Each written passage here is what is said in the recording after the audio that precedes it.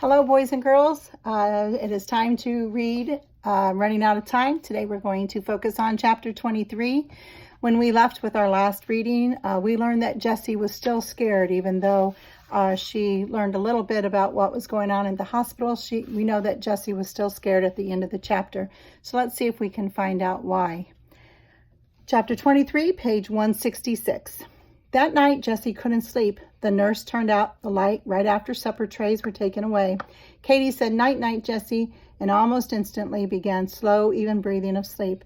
But Jessie lay awake, as wide awake as she had been many nights back in Clifton when she went to bed, hoping Ma would take her on one of her secret night missions.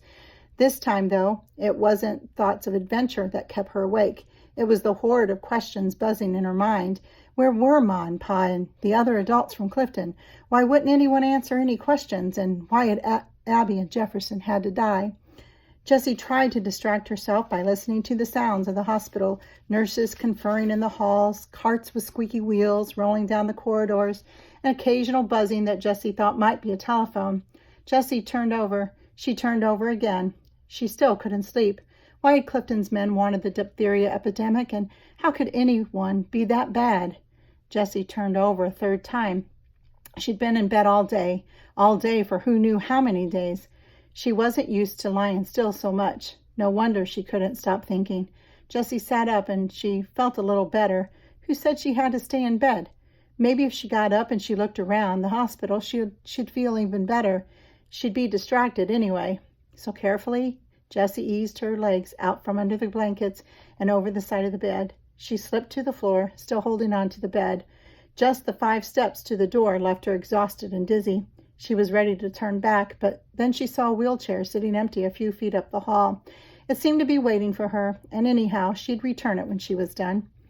Jessie sat down with relief, her legs trembling. At first, she couldn't get the chair to go anywhere, but then she figured out it had a lock on it. Once she jerked on the right lever and pushed the wheels, the chair rolled smoothly.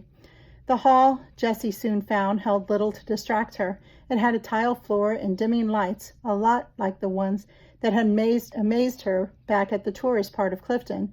But Jessie wasn't so easily awed now. Most of the doors along the hallway were closed. The open ones only revealed empty rooms with 2 beds and a few chairs, duplicates of Jessie's and Katie's room. Several nurses were clustered at the desk far down the hall, but no one else was in sight. Then Jessie reached a glassed-in room with a sign, "Visitors Lounge," on the door. It held lots of sofas and chairs. Jessie couldn't see anyone in any of the chairs, but she could hear voices coming from the room. One sounded strangely familiar. "For the greater good of science," the voice was saying. "There are always sacrifices involved in great scientific work.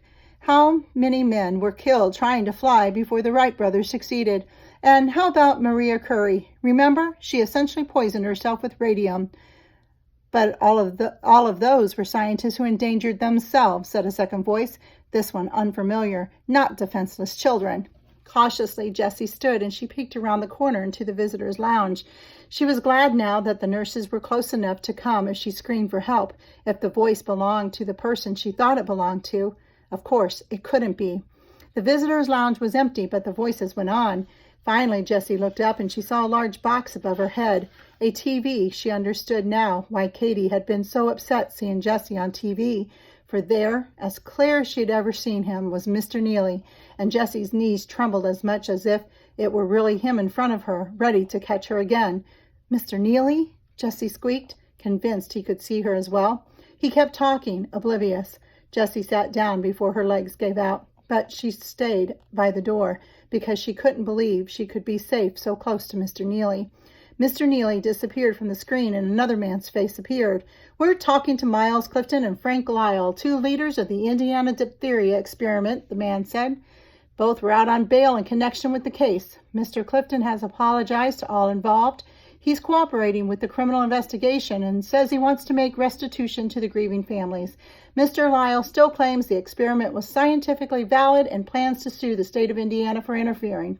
Let's go to the phones. Green Swamp, Alabama, hello?" Now, the TV showed Mr. Neely. Was his real name Frank Lyle? And a chubby, sweaty man who Jessie guessed was Mr. Clifton. But the voice Jessie heard was a woman, soft and drawling and angry. "My question is for Mr. Lyle," the woman said. let's say, just for the sake of argument, that your so-called greater good of science was more important than those poor kids. Just exactly what did you hope to prove? Mr. Neely, for Jessie couldn't think of him with any other name, nodded eagerly, as if he had been waiting for that question. It's not what we wanted to prove, he said, leaning forward. It's what we wanted to save. Perhaps I should have said greater good of humanity instead of science.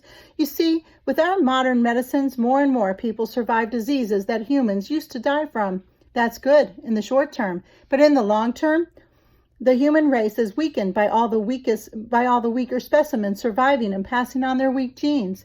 We want to create a strong gene pool that would endure even if the rest of humanity were wiped out.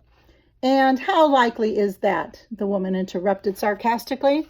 Well, much more than most people realize. Already we have super germs developing that don't respond to our strongest antibiotics.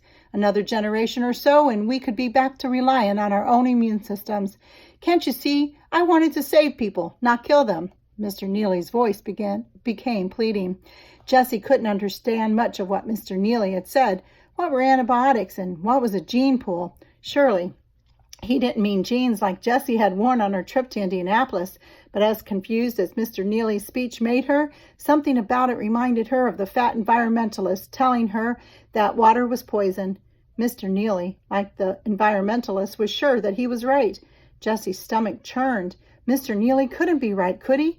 Weren't Abby and Jefferson and all the other Clifton children, including Jessie herself, more important than whatever experiment he wanted to do? On the TV screen, Mr. Neely's face was replaced by Mr. Clifton's. That's what he and the others told me, Mr. Clifton said. Can't you see why I was convinced? I'm not a scientist. I have no scientific training. I only wanted to help humanity by funding their work. They said the human race would be eternally indebted. I'm so sorry. I never knew how they were running their experiment. I never thought about children dying. Jessie Kaiser! Jessie jumped so high, she was surprised her body landed back on the chair. She turned around to find a nurse, the one who always woke her at night to take her temperature, glaring at her.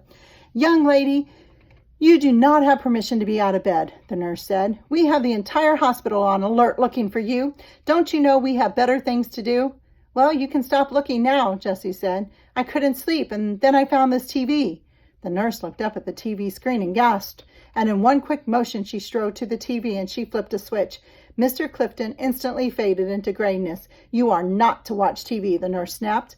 But this is about Clifton, and I want to find out everything that Ma couldn't tell me. Oh, no, the nurse said. We have strict instructions. Believe me, this is for your own good. You've been very sick, and you aren't out of the woods yet. A severe shock could send you into a relapse. Then why do you go around barking my name and scaring me half to death? Jessie muttered. The nurse ignored her. Back to bed, now. And the nurse made Jessie walk all the way back to her room without the chair. Jessie was so worn out when she reached her bed, she couldn't even begin to puzzle out what Mr. Neely and Mr. Clifton had meant on TV.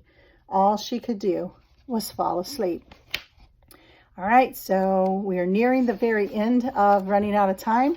So I would predict that in the next chapter, we still have to find out, how Jessie learns of the rest of the story of Clifton Village. All right, thanks for tuning in. We'll see you next time. Bye-bye.